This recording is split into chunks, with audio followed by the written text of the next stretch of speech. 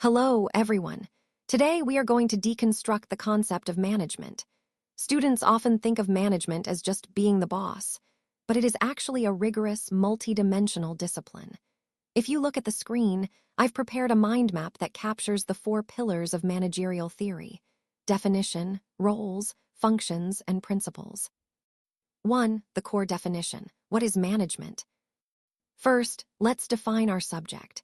Management is the dynamic process of transforming raw resources into meaningful results. As you can see in the bottom left of the map, it is anchored by 2 critical concepts. Efficiency, the means. This is about doing things right.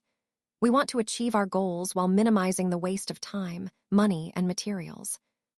Effectiveness, the ends. This is doing the right things.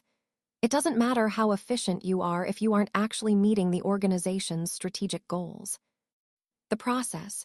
It is a continuous, interrelated cycle, not a one-off event. 2. The roles of management. What do managers actually do? Now, look at the top left. To understand a manager's daily life, we look to Henry Mintzberg, who identified 10 roles divided into 3 categories. Interpersonal roles. This is the human side. As a figurehead, you represent the company. As a leader, you motivate your team. And as a liaison, you network with the outside world. Informational roles. You are a communication hub. You monitor the environment for data, disseminate that data to your team, and act as a spokesperson for your department. Decisional roles. This is where the magic happens. You act as an entrepreneur seeking innovation, a disturbance handler putting out fires, a resource allocator, deciding who gets the budget, and a negotiator. 3. The functions of management, the workflow. Moving to the top right, we see the planning control cycle. These are the functional steps a manager takes to get work done. Planning, setting the roadmap. What are we doing and how? Organizing, structuring the team and resources. Who reports to whom? Staffing, getting the right people in the right seats through recruitment and training. Directing, leading. This is the high-energy part, influencing and motivating your staff to perform. Controlling. Finally, you monitor the results. If the results don't match the plan, you take corrective action, which usually leads right back to a new phase of planning.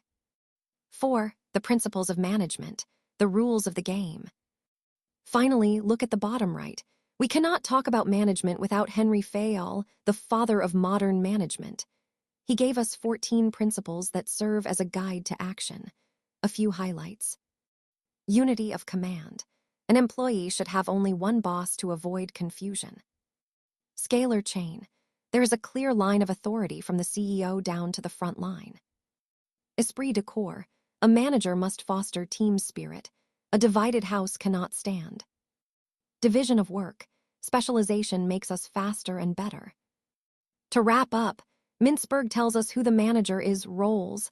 The functions tell us what the manager does, and Fayol's principles tell us how to do it effectively. Use this mind map as your strategic compass as we move into our case studies next week. Any questions?